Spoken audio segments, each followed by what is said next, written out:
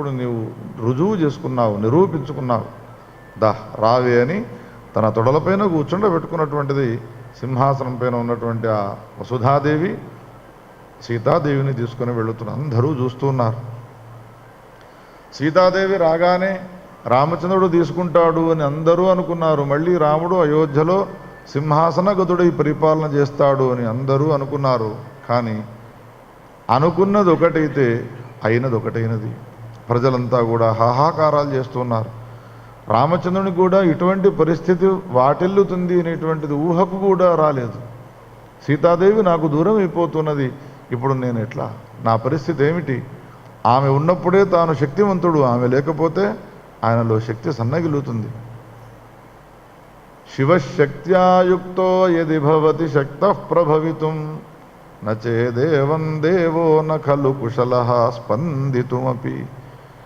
కదలికలు కూడా ఉండవు ఆమె గనక ఒకవేళ లేకపోయినట్టయితే. ఇప్పుడు నా పరిస్థితి ఏమిటి? అంత అయోమయము, అగమ్యగోచరము. సీతా శపథ దర్శనాతు చుస్తే వసుధావాచో వానరాశ్చ నరాధికాః. శ్రీరామచంద్రుడు అనవసరంగా సీతాదేవి విషయంలో ఈ విధమైనటువంటి నిర్ణయం తీసుకొని ఆమెను శపథం చేయమనన్నాడు.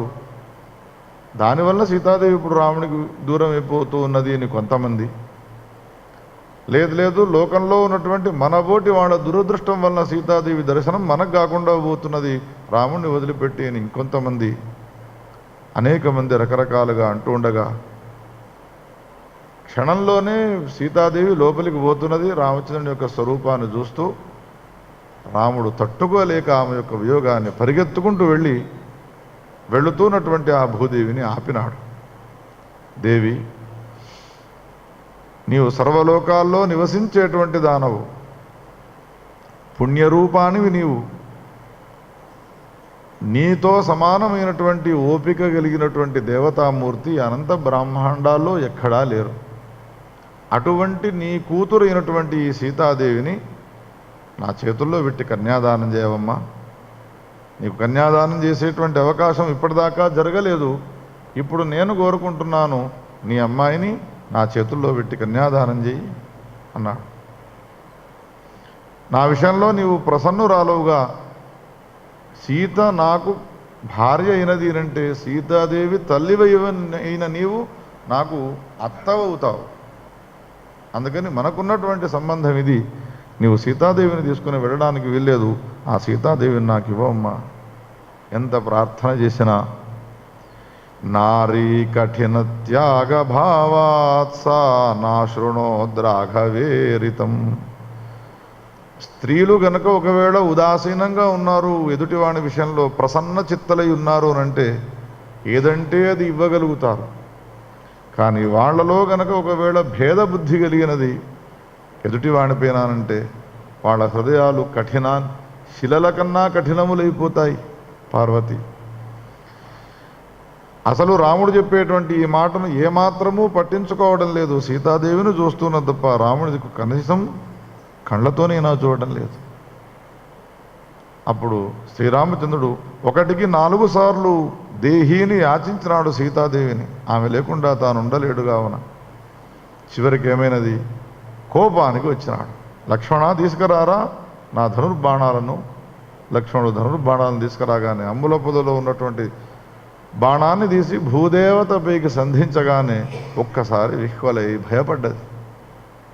స్వామి, నీవు బాణాన్ని ప్రయోగించకు, నీవు కోరిన ప్రకారంగా సీతాదేవిని నీకు అప్పచెప్తున్నాను అని సీతాదేవిని తీసుకువచ్చి రామచంద్రునికి అప్పచెప్పినది. రాజా రామచంద్ర భగవానికి దత్వా విదేహ కన్యాయై తం సింహాసనముత్తమం సీతాం స్తుత్వాథ తాం పృష్ట్వా తథా సంపూజితాపి చ.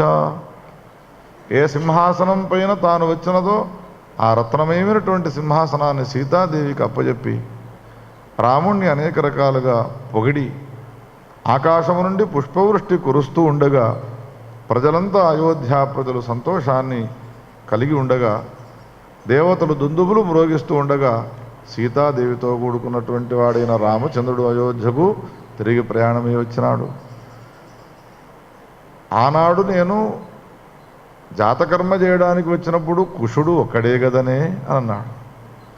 తర్వాత సీతాదేవి జరిగిన వృత్తాంతం అంతా చెప్పితే నవ్వి ఇలా కుశలవులు ఇద్దరూ కూడా మన కుమారులేనయ్యా అనే మాటను చెప్పగానే 11 సహస్రాణి ఆ పిల్లలను తీసుకున్నటువంటి వాడి నగరంలో ఉన్నటువంటి ప్రజలంతా కూడా మంగళ నీరాజనాలు ఇస్తూ ఉండగా లోపల ప్రవేశించి అయోధ్యలో అయోధ్యాధీశుడి అఖండ భూమండలాన్నంతా కూడా పరిపాలన చేస్తూ 11,000 సంవత్సరాల 11 రోజులు ఆయన రాజ్యాన్ని పరిపాలించినాడు అని ఒక కల్పానికి సంబంధించిన విషయం.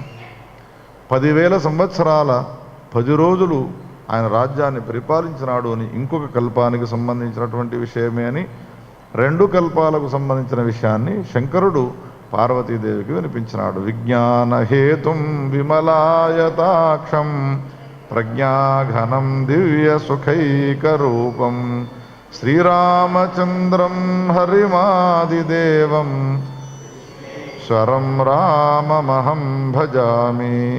విజ్ఞానహేతుం విమలాయతాక్షం ప్రజ్ఞాఘనం దివ్య సుఖైకరూపం హరిమాదిదేవం విశ్వేశ్వరం రామమహం భజామి.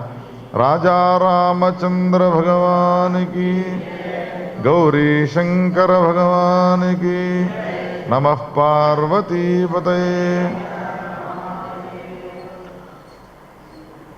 ఇది జరిగిన తర్వాత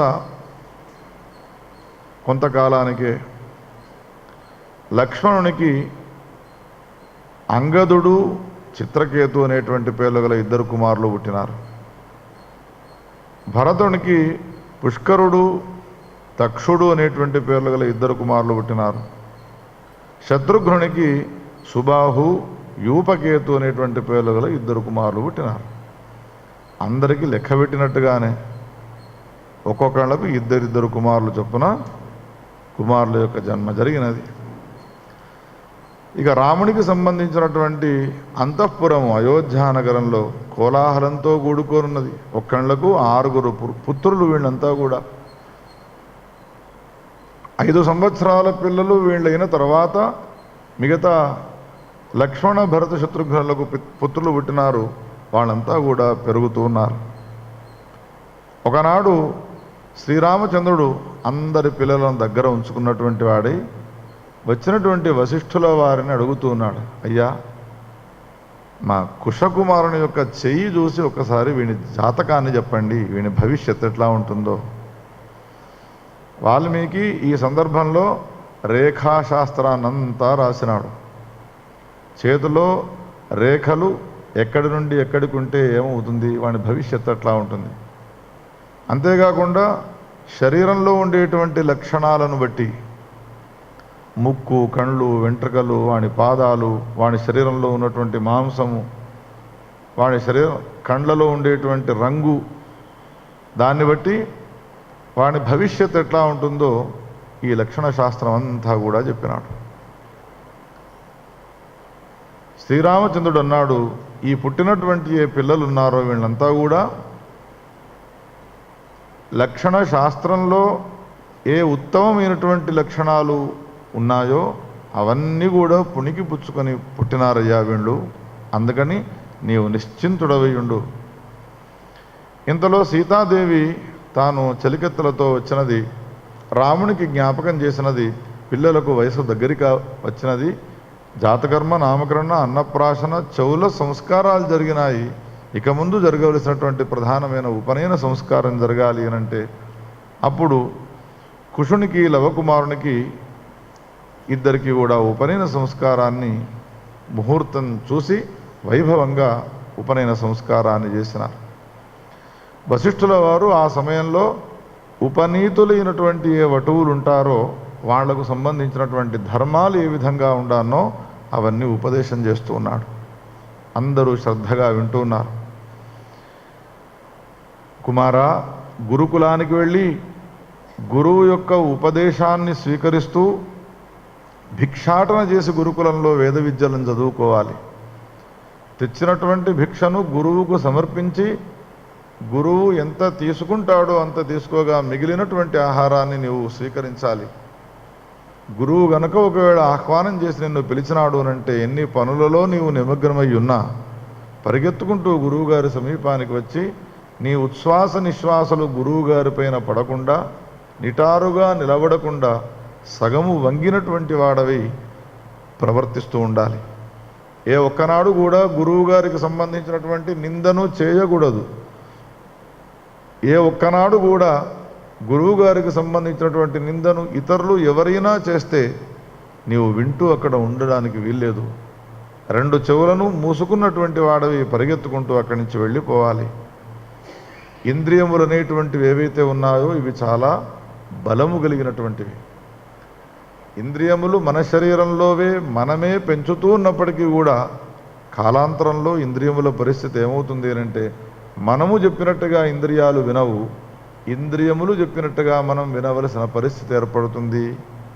అందుకని బ్రహ్మచర్య గృహస్థ వానప్రస్థ సన్యాసాశ్రమాలు అనేటువంటి ఈ 4 ఆశ్రమాల్లోకెల్లా బ్రహ్మచారిగా ఉన్నప్పుడే ఇంద్రియములను మొట్టమొదట మన అధీనంలో పెట్టుకునేటువంటి ప్రయత్నం చేయాలరా నాయన అని బ్రహ్మచారికి సంబంధించినటువంటి ధర్మాలన్నీ కూడా చెప్పగా విని కుషుడు లవుడు ఆ విధమైనటువంటి ధర్మాలను చక్కగా పరిపాలన చేయడం ప్రారంభించినారే పార్వతి.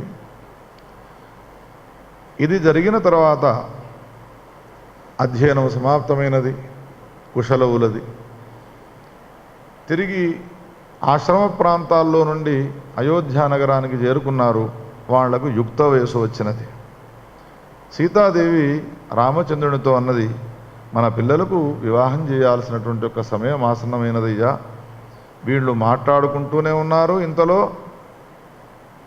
భూరికీర్తి అనేటువంటి పేరు గల మహారాజు గారు ఒక భటుణ్ణి పంపించినాడు.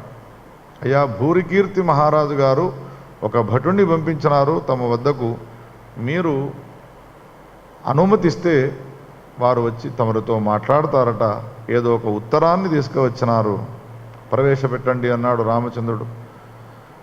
భూరికీర్తి పంపగా వచ్చినటువంటి వాడను, మా రాజుగారు మీకు ఒక పత్రాన్ని ఇచ్చినాడు అని చేతిలో పెట్టగానే పత్రాన్ని తీసినాడు రామచంద్రుడు. ఎంత చక్కని ఆ పత్ర రచన చూడండి. ఏమంటున్నాడు భూరికీర్తి? శ్రీమాన్ శ్రీ రాఘవేంద్రో జయతు. రాఘవేంద్రుడైనటువంటి శ్రీమంతుడైనటువంటి రామచంద్రుడు జయాన్ని పొందుగాక. దశశిరశ్ఛేదనార్థం జగత్యాం కౌసల్యాయాన్ నృపేషో దశరథతనయశ్చేతి నామ్నావతీర్ణ. దశరథుని యొక్క అంశతో కౌసల్యాదేవి యందు దశ శిరస్సులు కలిగినటువంటి వాని యొక్క సంహారం చేయడం కోసమే అవతరించినటువంటి వాడు. అటువంటి మహానుభావుడైనటువంటి రామచంద్రునికి భూరికీర్తి అనేక సాష్టాంగ ప్రణామాలను సమర్పించుకుంటూ ఉన్నటువంటి వాడి రాసేటువంటి లేఖ. ఉత్తరాలు రాయడమే ఇప్పుడు ఆగిపోయింది కదా, వాట్సాప్లు వచ్చిన తర్వాత, ఫేస్బుక్లు వచ్చిన తర్వాత.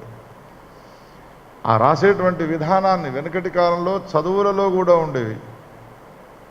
నీవు సెలవు చిట్టి రాస్తే ఎట్లా రాస్తావు, దానికి ఒక 10 మార్కులు వేసేవాడు.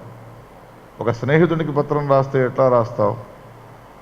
ఆ పత్ర రచన అనేటువంటిది వ్యాసుడు వాల్మీకి మనకు ప్రేమలేఖను రాసే విధానాన్ని చెప్పినాడు భాగవతంలో. చెరసాలలో బద్ధులై ఉన్నప్పుడు బ్రాహ్మణోత్తములు రాజులు అందరూ కూడా కలిసి కృష్ణునికి ఉత్తరాన్ని రాసి పంపించినారు. ఆ ఉత్తరం ఎట్లా రాసినాడో అదంతా విధానం రాస్తాడు వ్యాస భగవానుడు. ఇప్పుడు భూరికీర్తి మహారాజు గారు తన అమ్మాయిలకు స్వయంవరం ఏర్పాటు చేస్తున్నటువంటి సమయంలో రాజా రామచంద్రునికి ఉత్తరం రాసినాడు. మా అమ్మాయిలకు వైభవంగా నేను స్వయంవరాన్ని ఏర్పాటు చేసినాను, అందుకని నీ కుమారులతో కూడుకున్నటువంటి నీవు స్వయంవర మంటపానికి రావలసింది. నా భాగ్యమే గనక ఉన్నట్టయితే నా అమ్మాయిలు నీ ఇంట్లో పడతారయ్యా, ఇట్లు భూరికీర్తి మహారాజు అని. అప్పుడే సీతాదేవి ప్రస్తావన తీసుకువచ్చినది. అదే సమయంలో భూరికీర్తి మహారాజు గారు ఉత్తరాన్ని రాసినాడు. ఇంకేమిటి, పరివారాన్నంతా వెంటబెట్టుకున్నటువంటి వాడి రామచంద్రుడు స్వయంవరాని కోసమై భూరికీర్తి మహారాజు గారి ఆస్థానానికి చేరుకున్నాడు. చాలామంది వెంట వెళ్ళినారు స్వయంవరానికి చూడడానికి. యయౌ వింశద్దినైః భూరి కీర్తేః దేశమనుత్తమం. అయోధ్య నుండి ప్రయాణమైనటువంటి రామచంద్రుడు భూరికీర్తి మహారాజు గారి ఆస్థానానికి 20 రోజులు ప్రయాణం చేసి కానీ చేరుకోలేదు. ఎదుట వెళ్ళినాడు, ఘనంగా స్వాగతం పలికినాడు. నా జీవితం ధన్యమైనది అని అనుకున్నాడు. ఆ పాటికే అనేక దేశాల నుండి ఆయనకున్నటువంటి 2 అమ్మాయిలకు స్వయంవరం ఏర్పాటు జరిగినది అనే విషయం తెలుసుకున్నటువంటి వాళ్ళై అందరూ వచ్చి చేరుకున్నారు. భూరికీర్తి మహారాజు గారి ఆస్థానంలో ఉన్నటువంటి, ఆ రాజ్యంలో ఉన్నటువంటి ఏ స్త్రీలు ఉన్నారో వాళ్ళందరికీ కూడా రామచంద్రుడు వచ్చినాడనే విషయం తెలియగానే పరిగెత్తుకుంటూ వచ్చి దర్శనం చేయాలనేటువంటి లాలసతతో వాళ్ళు పరిగెడుతున్నారు.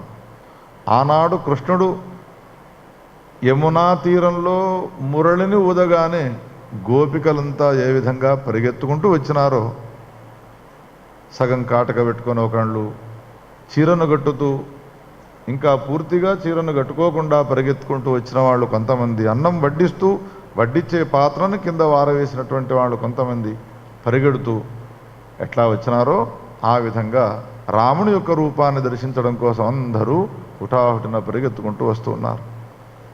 కాచిత్ నిజపతిం పాత్రే కుర్వంతి పరివేషణం భూమౌ త్యక్త్వా అన్నపాత్రం సాయయౌ రామం నిరీక్షితుం. అన్నం వడ్డిస్తూ ఉన్నది భర్తకు.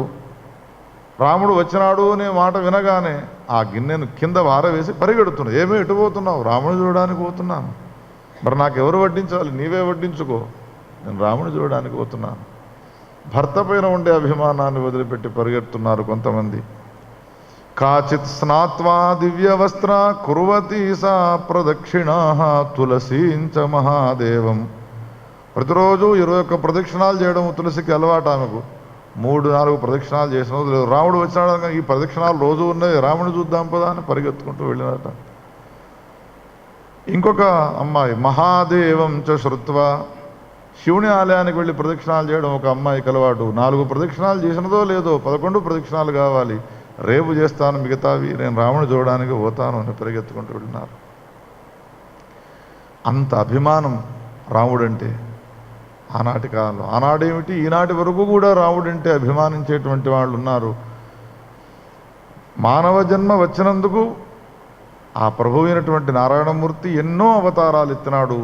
ఏ అవతారం మనకి ఇష్టమై ఉంటుందో, ఏ అవతారంలో ఆయన చేసినటువంటి లీలలకు మనం చాలా స్పందించినటువంటి వాళ్ళమై ఉంటామో ఆ దేవతామూర్తులను అంత మనసా వాచా కర్మణ అభిమానించాలి. ఇండ్ల మీద ఉండే అభిమానాన్ని, భర్తలపైన ఉండేటువంటి అభిమానాన్ని, పిల్లలపైన ఉండేటువంటి అభిమానాన్ని త్యాగం చేసి ఎటు వెళుతున్నావు అంటే నేను పరమాత్మ కోసం వెళుతున్నాను. ఉపనిషత్తులు చెప్పిన త్యాగే నైకే అమృతత్వమానశు.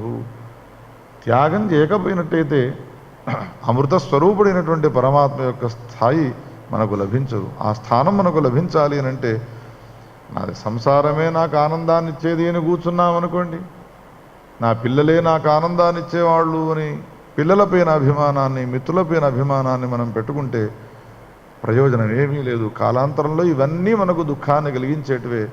వ్యాస వాల్మీకాదులు కథామూలకంగా చెప్తారు. ఏవం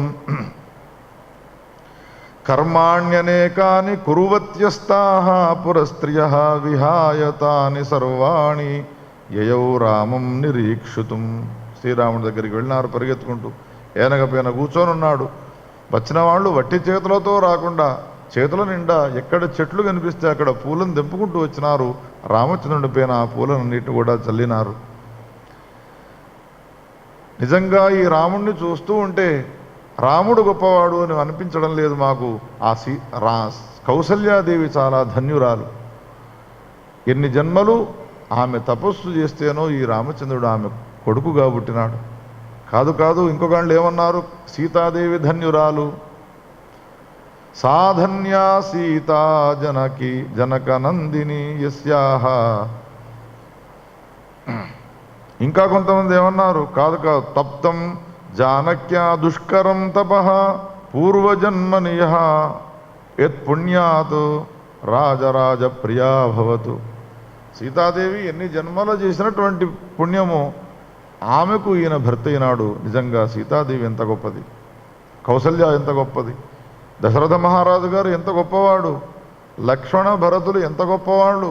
ఎవరయ్యా మీరు అంటే మేము రామచంద్రుని యొక్క తమ్ములము అని చెప్పుకుంటారు.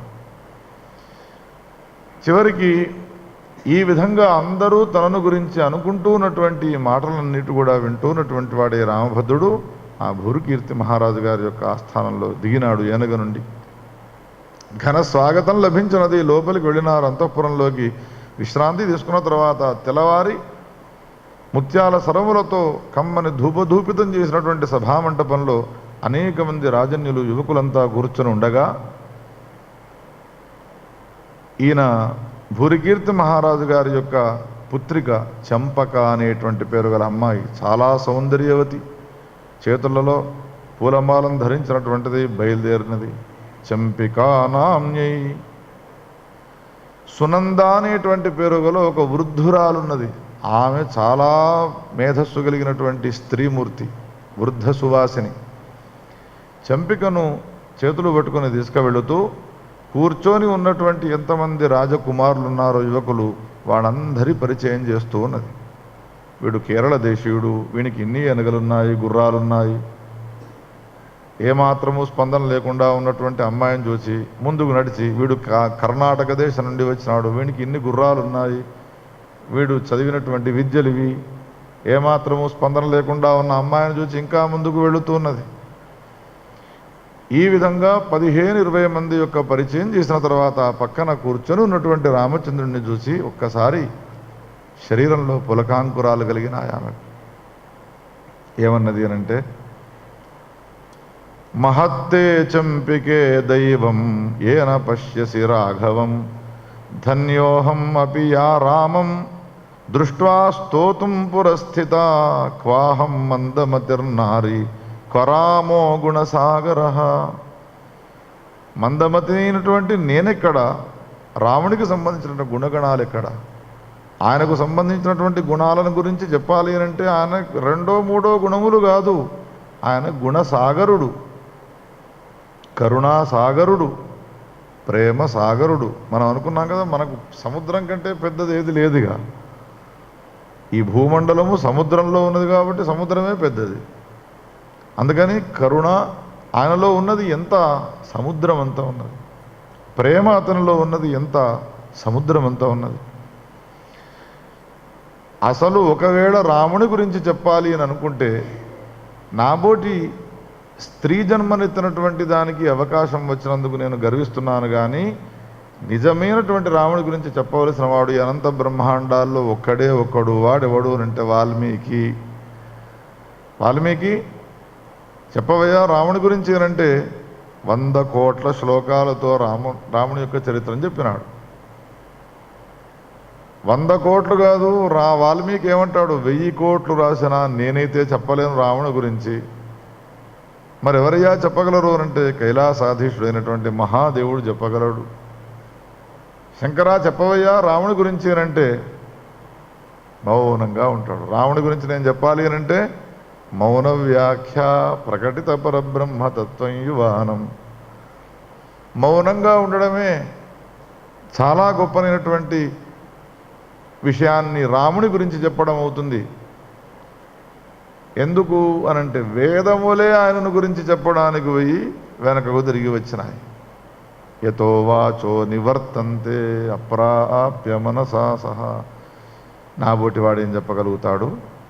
అయినా రాముని ఎదుట రాముని యొక్క గుణగణాలను చెప్పేటువంటి సౌభాగ్యం నాకు వచ్చినందుకు నేను సంతోషపడుతున్నానే, విను అని కౌసల్యాతనయం రామం సాక్షాన్నారాయణం విభుం. కౌసల్యాదేవికి జన్మించినటువంటి ఈ రాముడు సాక్షాత్తు నారాయణమూర్తి యొక్క అవతారమే. తాటికా సంహారం చేసి అహల్య ఉద్ధారం చేసి శివుని యొక్క ధనుస్సును భంగం చేసి జానకీ వల్లభుడినాడు ఇతను. అంతేకాదు పితృవాక్య పరిపాలనా నిమిత్తమే అరణ్యాల్లోకి వెళ్ళి విరాధ దర్శనం చేసి ఖరదూషణాదులైనటువంటి పేరుగల రాక్షసుల యొక్క సంహారం చేసినాడు. త్రిశిర అనే పేరుగల వాడిని కూడా సంహారం చేసి ఎత్తకపోయినటువంటి సీతాదేవిని అన్వేషణ చేస్తూ ఉన్నటువంటి వాడి సుగ్రీవునితో స్నేహాన్ని పొంది ఆంజనేయ స్వామి వలన సీతాదేవి యొక్క జాడను తెలుసుకున్నటువంటి వాడై వాలి వధ చేసి విస్తీర్ణమైనటువంటి సముద్రానికి సేతు నిర్మాణం చేసినటువంటి వాడు ఈ లంకలో ప్రవేశించి రావణ కుంభకర్ణాదులను సంహారం చేసే విభీషణుని ఆ లంకానగరంలో ప్రతిష్ఠితుని చేసినటువంటి వాడై తిరిగి వచ్చి అయోధ్యలో పట్టాభిషిక్తుడైనటువంటి వాడై లోకాపవాద భీత్యా సీతాదేవిని వాల్మీకి ఆశ్రమానికి పంపగా అతనికి పుట్టినటువంటి కుమారులు లవకుశులు. ఈయన గురించి గుణగణాలు ఇంత గొప్పగా చెప్పగానే ఈయన మెడలో మాత్రం నీవు పూలమాల వేయడానికి వీల్లేదు సుమా. ఎందుకో తెలుసునా, ఆయనకి ఇదివరకే పెళ్ళైనది. పెళ్ళైతే ఏమిటి, నేను కూడా పెళ్లి చేసుకుంటాను అని అనుకోవడానికి వీల్లేదు. ఎందుకో తెలుసునా, ఏకపత్ని వ్రతుడు ఆయన. మరి ఇంతగా ఎందుకు చెప్పినావమ్మా అనంటే, ఈయన ఇంత గొప్పవాడు అనే విషయాన్ని తెలియజేసి ఆయన కుమారుని గురించి నీకు పరిచయం చేస్తాను అని ఏకపత్ని వ్రతం రామం సీతయాహి అభజేతి చ ఖేదం మాచర తత్కంఠే మాలాం మా కురు చోదిత. రాముణ్ణి చూడగానే ఆయనకు కొడుకులు పుట్టినా మనవలు పుట్టినా ముని మనవలు పుట్టినా కానీ ఎప్పుడు చూసినా కానీ నవయౌవన సంపన్నుడయ్యే ఉంటాడు. పెళ్లి కాలేదా ఇంకా రామునికి అన్నట్టుగానే ఉంటాడు. అందుకని తొందరపాటున నీవు పూలమాల వేస్తావేమో అని భావించి సీతాదేవి వివాహం చేసుకున్నది కావున ఆయనకు పుట్టినటువంటి కుమారుని గురించి చెప్తాను విను అని కుషునికి సంబంధించినటువంటి విషయాన్నంతా కూడా లవ అగ్రజం ధనుర్వేద నిపుణం వినయాన్వితం పిత్రా సంగ్రామకర్తారం. తండ్రితోనే యుద్ధం చేసినటువంటి వాడు, లక్ష్మణ భరత శత్రుఘ్నాదులు ఎవరైతే ఉన్నారో వాళ్ళను 4 చర్ల నీళ్లు దాగించిన వాడమ్మా ఇతను. చాలా గొప్పనైనటువంటి సుందరాంగుడైనటువంటి వాడు. ఇక నీ ఇష్టము అన్నది. ఇంకేమిటి, వెనక ముందులు ఆలోచించకుండా అందరూ చూస్తూ ఉండగా ముమోచ మాలికాం కంఠే స్వకరాభ్యాం కుశస్యహి. కుశుని యొక్క మెడలో ఆ చంపిక పుష్పహారాన్ని వేయగానే ఆకాశం నుండి పుష్పవృష్టి కురిసినది. రాజా రామచంద్ర భగవానికి. భూరికీర్తి, నీకు 2 అమ్మాయిలు అన్నావు కదా అయ్యా, ఇప్పుడు అయిపోయినది. ఒక స్వయంవరము ఎంచుకున్నది. 2వ అమ్మాయి రాబోతున్నది, సులోచన అనేటువంటి పేరు గల అమ్మాయి. ఆమె కూడా అనేక రాజుల యొక్క వృత్తాంతాలన్నిటి కూడా విన్నది. అదొక వ్యవస్థితమై ఉన్నది కాబట్టి వ్యవస్థ ప్రకారంగా కార్యక్రమం కొనసాగాలి కాబట్టి అదంతా జరిగిన తర్వాత రాముని కుమారుడు అయినటువంటి లవకుమారుని గురించి చెప్పగానే అప్పుడు హర్షము చేత శరీరమంతా కూడా పులకాంకురాలు వస్తుండగా ఆమె ఆ లవకుమారుని యొక్క మెడలో పుష్పమాలికను వేసినది. శ్రీరామచంద్రుడు వశిష్ఠుల వారితో అన్నాడు, ఏమయ్యా ఇద్దరికీ స్వయంవరమైనది, మరి మంచి ముహూర్తాన్ని చూడమని అడిగితే ఈనాటి నుండి 5వ రోజే పెళ్లికి ముహూర్తం అయ్యా అన్నాడు. లక్ష్మణ భరత శత్రుఘ్నాదులంతా కూడా సమీపంలో ఉన్నారు. ఇప్పుడు వీరు వియ్యంకులై వచ్చినారు కావున భూరికీర్తి మహారాజు గారి ఆస్థానంలో ఆయన ఏది ఊహించినాడో ఊహించినట్టుగా జరిగినది. తన 2 అమ్మాయిలు కుశలవులను 2ని కూడా వరించినారు. చాలా వైభవంగా భూరికీర్తి మహారాజు గారు కళ్యాణ మహోత్సవాన్ని చేయగా కళ్యాణ దంపతులతో కూడుకున్నటువంటి రామచంద్రుడు అయోధ్యా నగరానికి చేరుకున్నాడే పార్వతి అని శంకరుడు పార్వతీదేవికి వృత్తాంతాన్ని చెప్పినాడు. విజ్ఞానహేతుం విమలాయతాక్షం శ్రీరామచంద్రం హరిమాదిదేవం విశ్వేశ్వరం విజ్ఞానహేతుం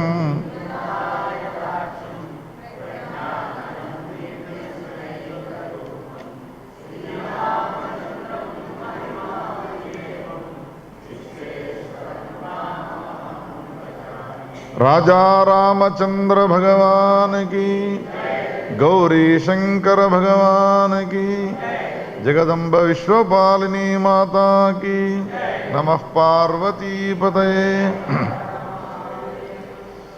శ్రీరామచంద్రుడు సీతాదేవితో కూడుకొని పిల్లలందరూ వెంటరాగా ఒకనాడు అడవుల్లోకి వెళ్ళినాడు.